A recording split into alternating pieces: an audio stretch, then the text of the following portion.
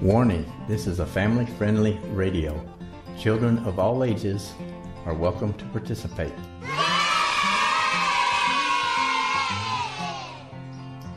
This is my grandpa's geocaching talk show. This podcast is a proud member of the Tech Podcast Network. If it's tech, it's here. Listen to other great podcasts at www.techpodcast.com.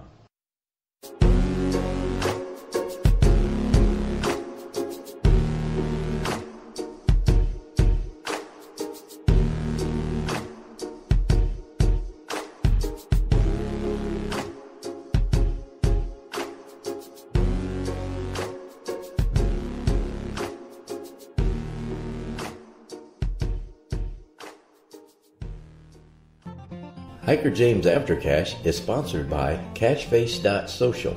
Like to meet new friends, share your photos, tell stories about your caching adventures? Go to Cacheface.social. You might be surprised that some of your friends are already there waiting for you. So try it out today. It's free and it always will be. That's www.cacheface.social. See you there.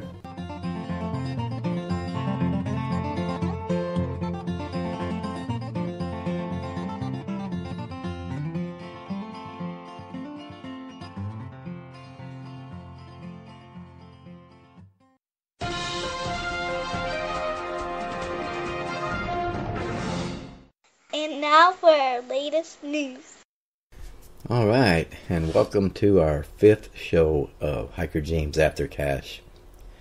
And today we're just going to talk about some stories and some geocaching adventures that Crazy Critter 1966 and I did over the weekend. We went to about 4 different places this weekend, and believe it or not, we did not have a DNF. A DNF did not find, but we did find each one of them. One of them we really had a lot of trouble with trying to get to it because my GPS in the car kept taking me down this road and wanting me to turn into this driveway. And it says that the cache is 110 feet on past the driveway, which it just didn't look right. So we gave up on that one. And we went on to the second one. Now I'm here to tell you, when you go to ground zero with your car GPS, it's a little tricky sometimes. So we were going down the road, and there was a car right in front of us. We was almost at the parking area for ground zero, and a car turned into this little wooded area. And so we went on down and had passed the parking area that they had listed for coordinates. We turned around and started back, and I pulled off into this little driveway to a business. I was getting ready to recheck my coordinates when Crazy Critter seen a sign that said bike path, and so we drove down there. It was like a nature center thing, and so we went back out and pulled in, and it was a bike trail. And I thought, oh no, I'm driving on a bike trail. But we seen these other cars sitting up there, so we went ahead and made our way up to the parking area, where there was a lot of cyclists, bicycles. People out riding for the day, and they were kind of wondering what we were doing there too. So we made it past all of those, and we parked. So when we got out, we were 16,600 feet from the cache. So we start walking down the bike trail. Now, as we do every weekend, she takes her camera with her and takes some pretty nice shots of different things, flowers, bugs, and just nature. And we finally got to where the GZ was, ground zero.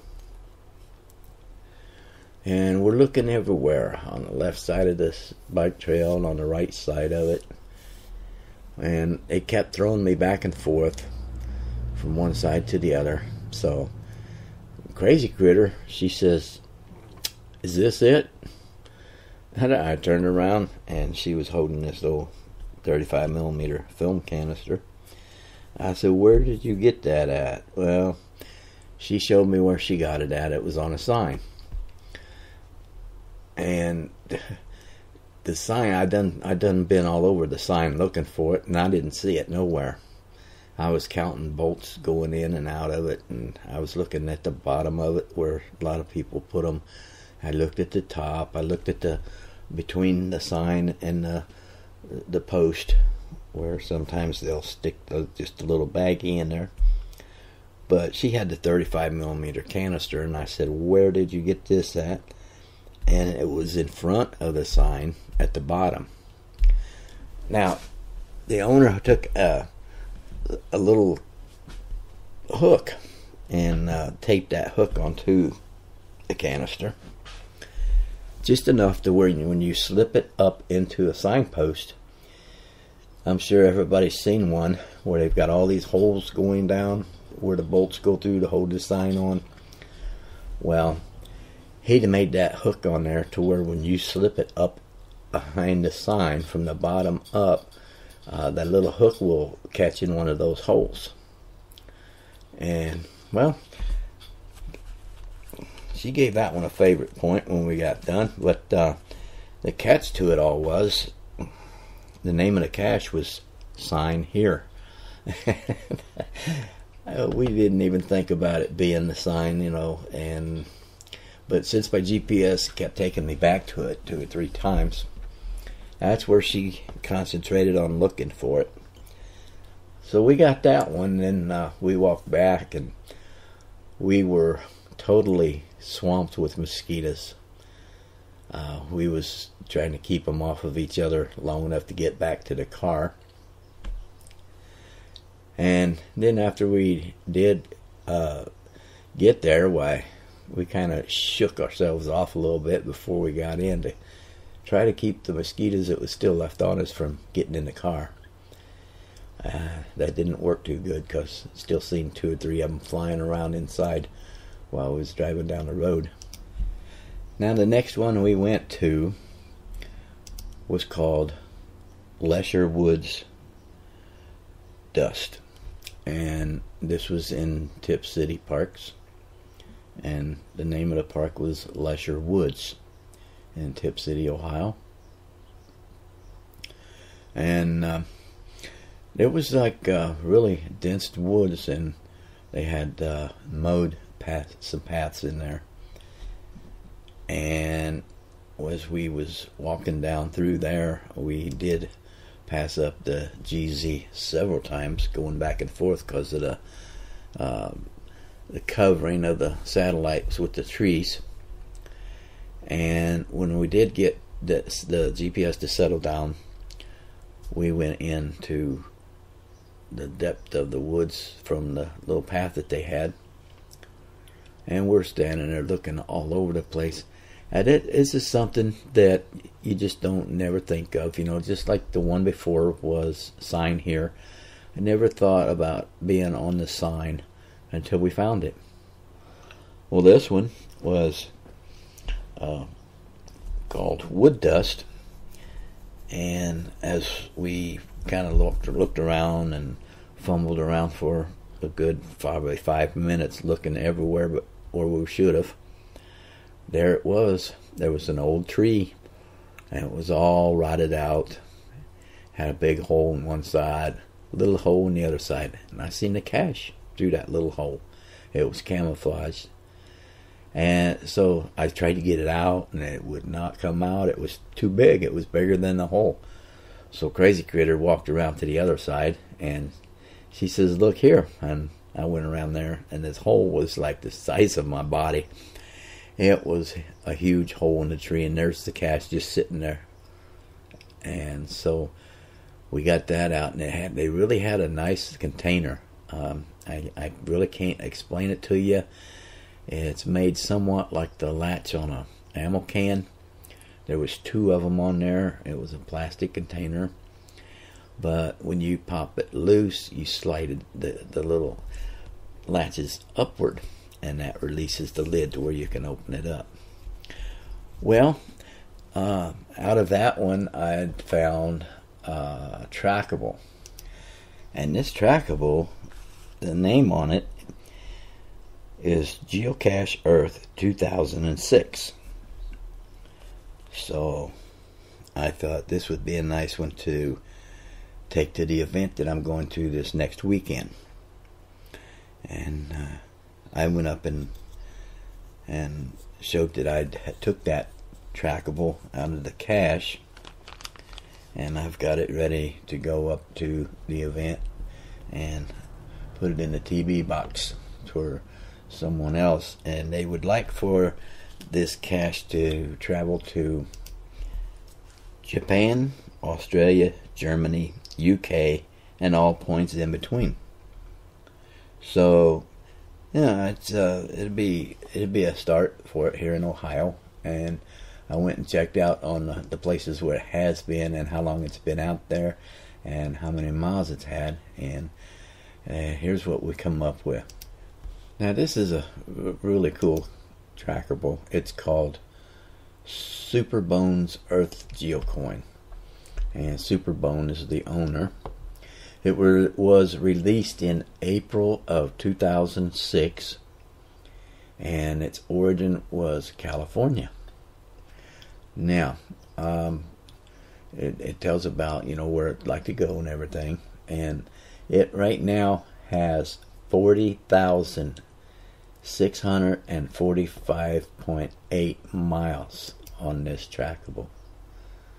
Wow, this is awesome, because when it went from California and it floated around there for a while, and then from Florida in 2006. Let's see, 2006. Okay, in September of 2006, it went to Dublin, Ireland. So yay! It had 5,163 miles on it, and then went to Dublin, Ireland. And it stayed in Ireland for quite some time, visiting different places and being discovered. And then from Ireland, if I can catch up with this, went to Northern Ireland, New Zealand. And from there, it kept going, bouncing around in North Island, New Zealand. I said Ireland, but it was Island. Almost sounds the same there when you're pronouncing it. Let's see.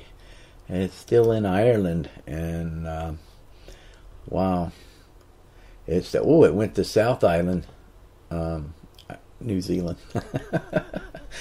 Oh, that wasn't all that funny, was it? So, anyway, it came back to the United States. It went from North Ireland, New Zealand, and then it came back to Missouri, which was 8,035 more miles added onto it. Well, let's see. That's it from Missouri. They floated around. Now, this was back in 2007.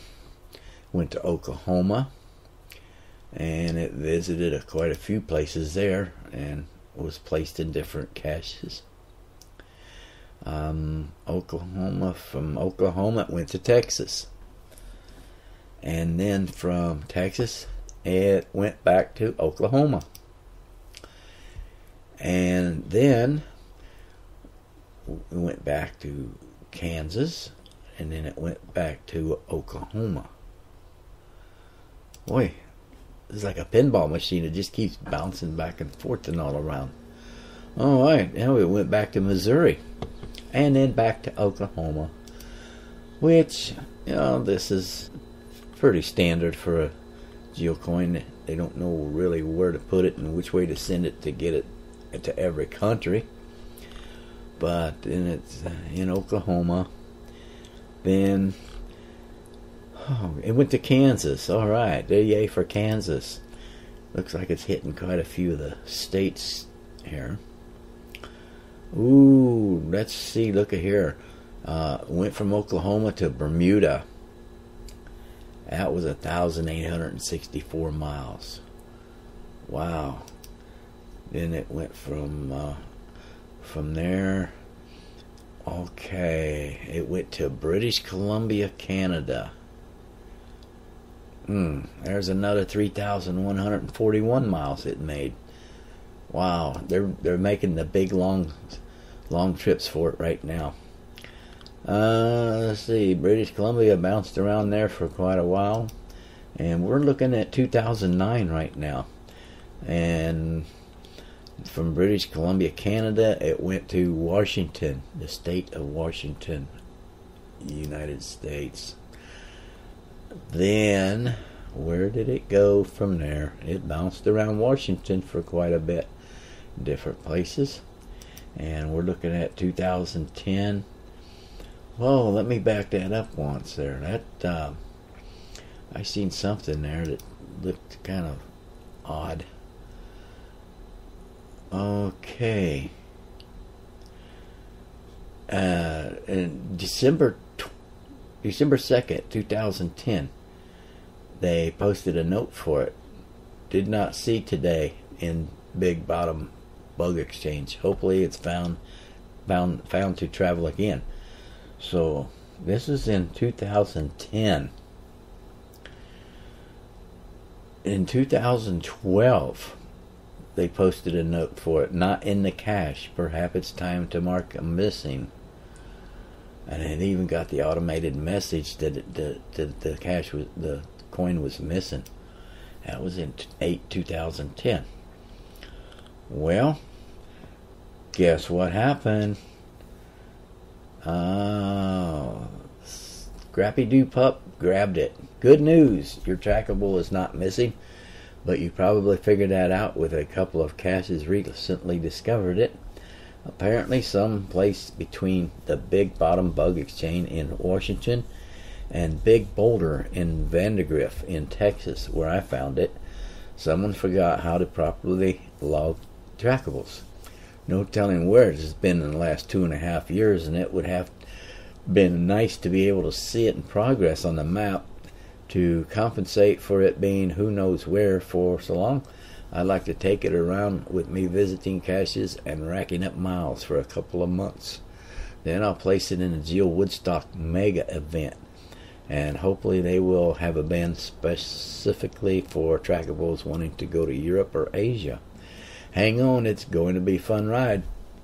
Okay, so he took it another 1,600 miles and running around Texas for a while with it, taking it to and discovering it and everything. And Texas, that whole page is just Texas. And we're up to January 2013. Wow. He took it all the way up. There's January 2013. Let's see. Yeah. Then February he stayed in Texas with it, and then I'm sure, yes, he's going to keep it for a couple months. It looks like. So 2010 is still in Texas, and he's just having all kinds of fun dragging that trackable around with him. So I would say Texas is the most it's visited, because the whole month of February he's still in Texas. So let's see if I can get out of Texas here with that. I want to see where else it's went since then. Kind of interesting to find out where these trackables go to. And there's another page full of Texas. Well, Texas is a big state, so I imagine that, it'd take a while to go through the whole thing. He might have been doing one of those county caches or something. I don't know. So, May 2013, he's still in Texas, but here it comes. On 5/23, it went to Louisiana, and it went to Mississippi, it went to Alabama, Georgia, Florida, and it stayed in Florida for a little while. And let's see, looky there, from Florida, it went to New York. Wow. Now it's in New York, 986 miles away from Florida. This is really gets to be interesting if you keep track of where these trackables went. So from New York, it went to Pennsylvania. And from Pennsylvania to New Jersey, and back to Pennsylvania, and then back to New York. All right, we're on the last page here. And it went from New York to New York to New York to Ohio. And it went to Greenwood Cemetery 3.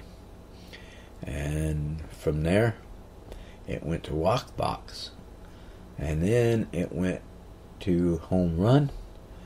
And then to Samson's Secret in Indiana. And it came back to Ohio to Peppermint Resurrection. Now, here's the catch on that one. And it was similar to the one where it was missing. I'd found it in Leisure Wood Dust in Tip City. Peppermint Resurrection is up in Sydney, Ohio. And I found that cache at one time. But this was July 10th when this person put it in Peppermint Resurrection. Well, Tip City is 25 miles south. And like I said, this was taken to, it was taken. I mean, it wasn't even logged that it was put there, but it was still in this person's possession. And then I found it. They didn't log it being put in Leisure Wood Dust. So when I grabbed it from this person, and I posted that, found this trackable coin. Oh, you know what? That's my fault. It was not in Leisure Wood Dust. It was in Wet Canoe that we went to. That was our third stop for geocaching. Wow. Okay, so it was now this was an interesting one too, because the parking coordinates took you to right up to the gate that had very heavy locks on it to the water plant for this city. And I didn't notice it when I first pulled in there, but they had a big light pole, had several floodlights on it to light the place up at night. And I know you've probably seen these towers, the tanks, those water tanks that are the water plant, the main pump house, I guess you'd call it, for the water. And you can see them at night lit up for miles away. So this was how big these lights were, and it was a lamp skirt. Yeah. And so after I got the cache out and was looking around and everything, I was going to take a picture of the lights. And when I looked up there was this big camera up there, and they watch people when they come in, and they watch people when they leave. Wow. I was on camera there for some time. But so she didn't, her or him, I don't know which one it is, but they did not show whoever. Yes, she took it to Peppermint Resurrection, and then she placed it in the Wet Canoe, and that's where I found it. So I put on there that I found this trackable coin in Wet Canoe today. Apparently no one logged it from Peppermint Resurrection to Wet Canoe. I have it now, and we'll send it on ASAP. Now I'm going to take that coin and another coin that I found here a while back, a couple weeks ago, called Groundspeak Trackable. It's a Groundspeak coin, trackable at geocaching.com. It's a trash out, cash in, trash out coin. You know, you read it backwards if you read it upside down. but it's a cash in, trash out. CITO is what they abbreviate out. I can see why, because it's hard to pronounce it out the way it's supposed to. Cash in, trash out. Geocoin. So we have that also to take to the event. And now I'm going to tell you about this other TB that I have found. Now this one was a little different than most trackables that you would find. And it's called Breast Cancer Travel Tag Geocoin 05.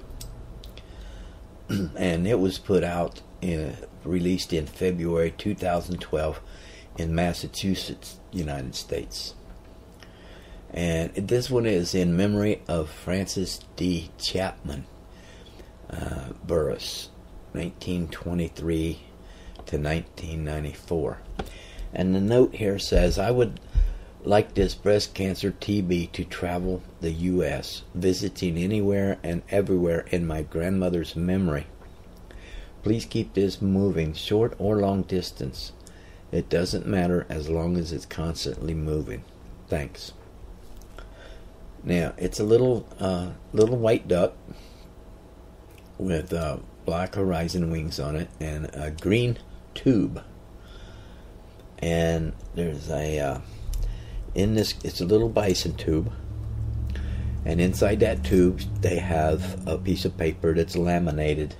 And it tells about her grandmother and that she always would always like to travel, and that they thought that this would be nice way for her to travel on farther after she has passed away. So we have it. It has 2,066 miles on it since 2012, and that also is going to the event in Wauseon, Ohio, and that's next weekend, the 24th, 25th, 26th, and 27th.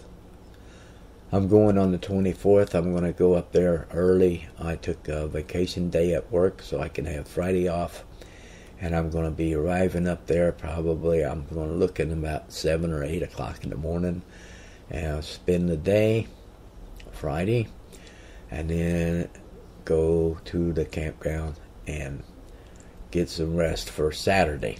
And then after I get wore out, right before I get wore out on Saturday, I'll come back home. It's not that far. It's like 130 miles from where I live. So I think it would be it's really going to be nice. And Daryl W4 is going to be there, and we're going to be a little bit like hanging out together too. He's been to several of these events, and this is my first one, so I'm looking forward to it. And I'm taking my recorder with me so I can try to get as many recorded audios as I can from different people, and to play on the radio on the 27th. That'll be the next week's show. So listen in for next week, and we'll see how much we did and how well we did with recording other people at this event, as to who they are, where they're from, how they're enjoying the day, and whatever. It's just going to be nice to get to talk to different people. Okay, let's get back on some other subjects here. We're doing pretty good today. We've got 29 minutes into this show right now.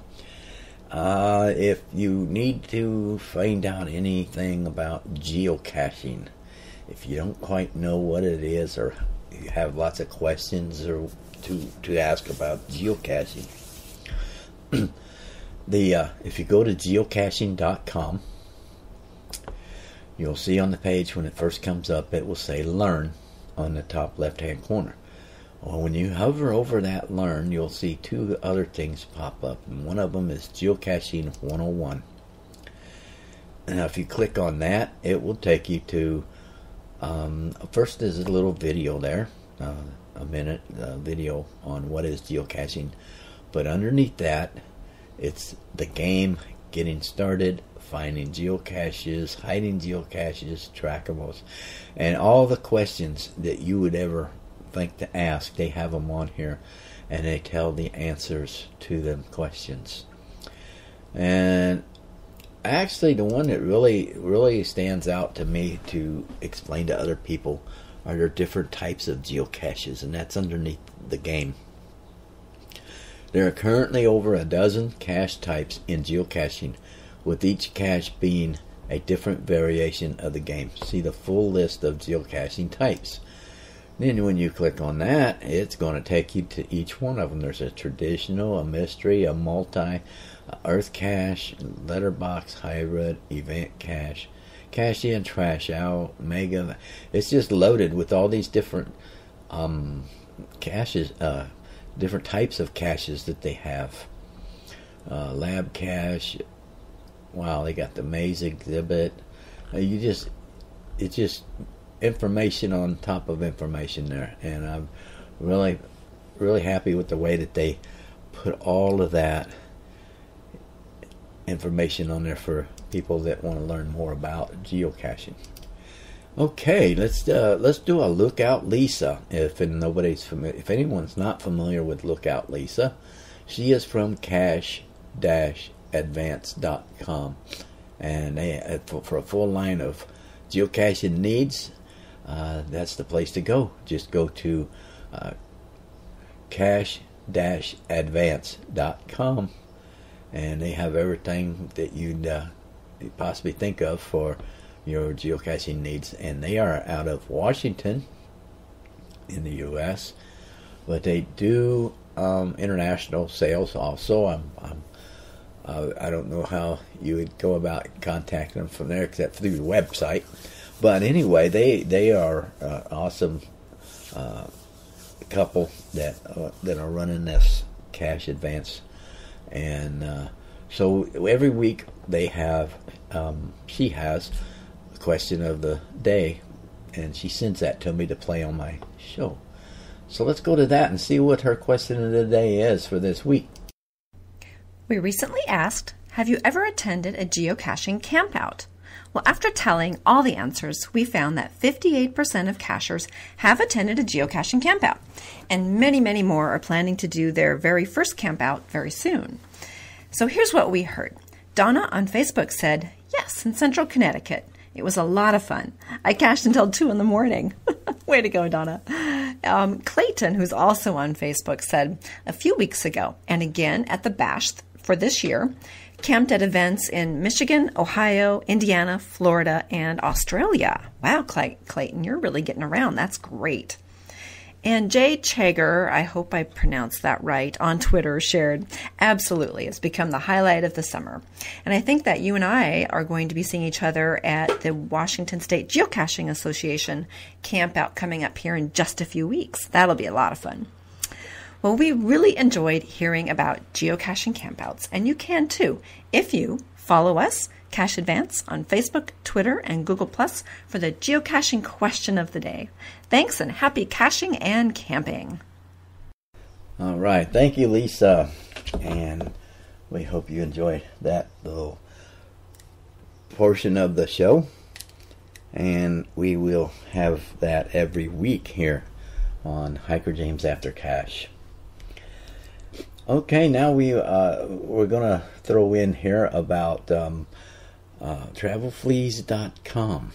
And if you're not familiar with that, Travel Fleas are a small tag that you can order with your geocaching name or whatever name you want on it.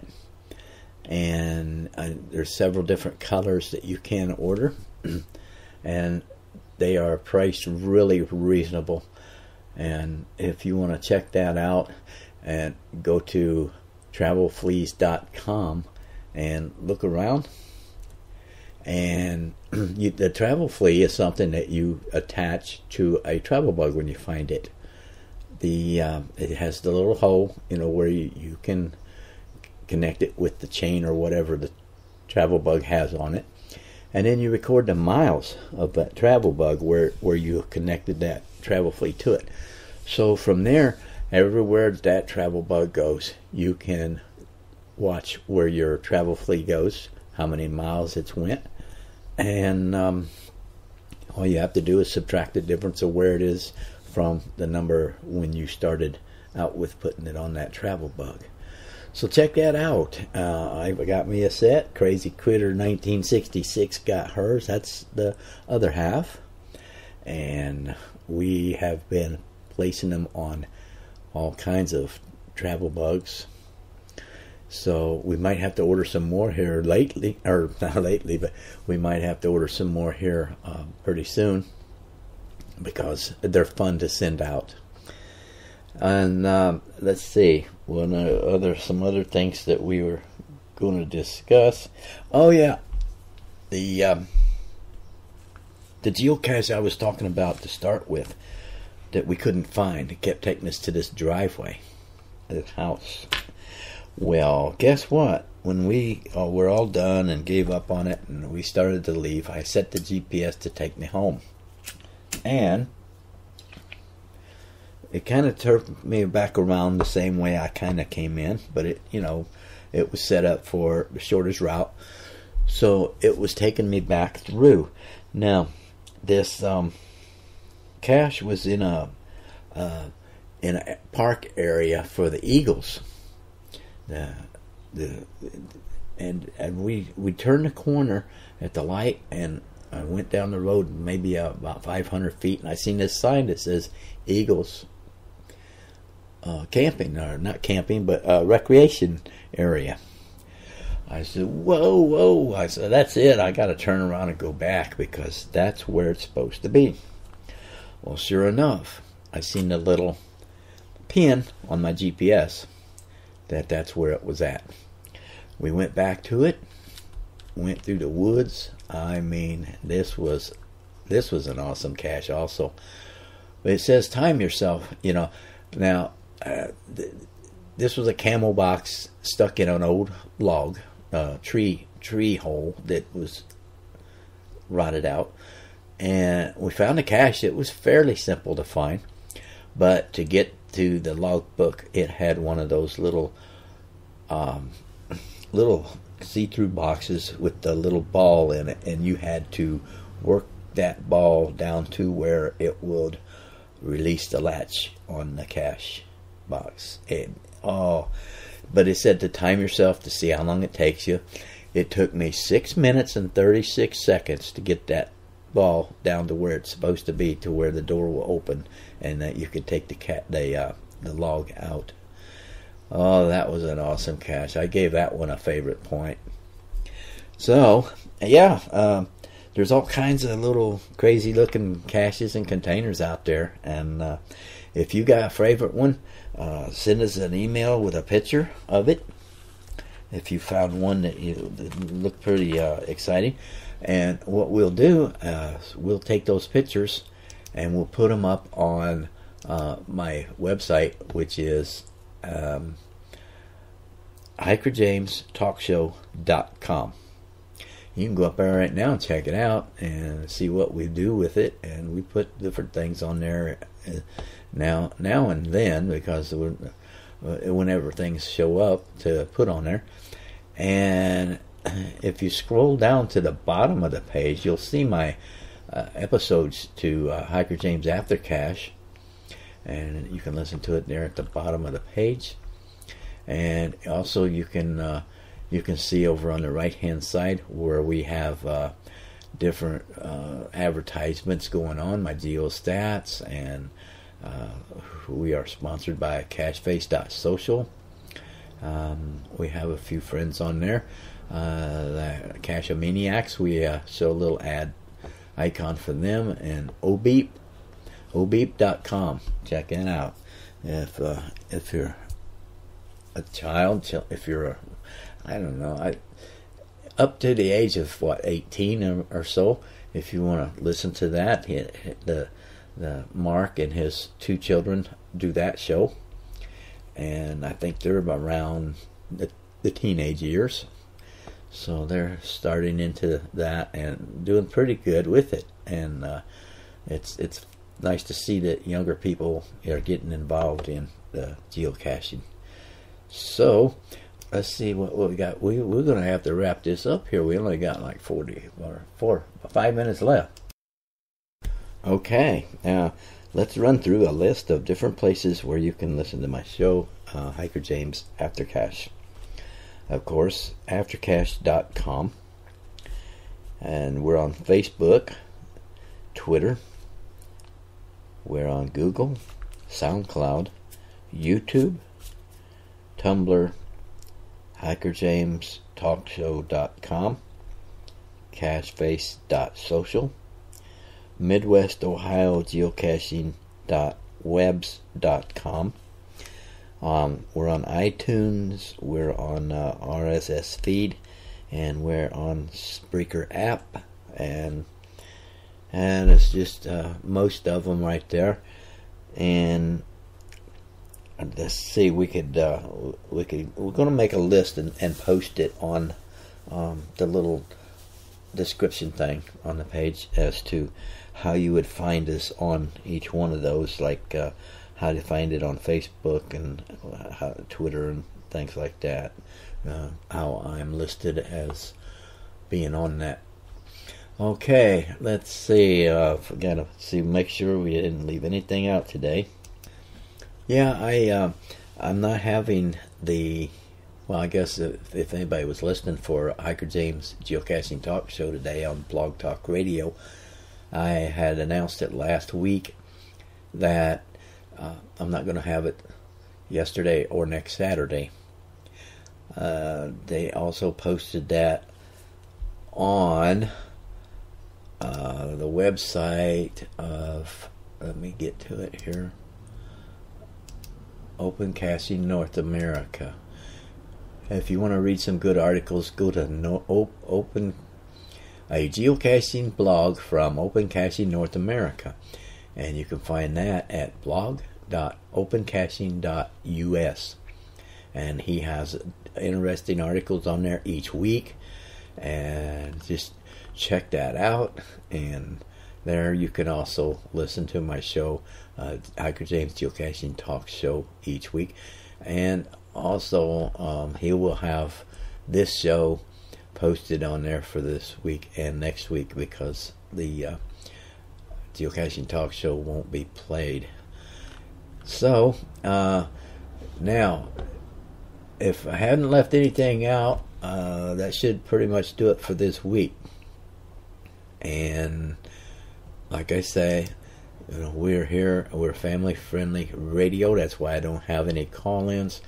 If you'd like to contact me about anything that you want mentioned on the show, or if you want to be heard on the show, you can send an email to radiotalkshow2013@gmail.com.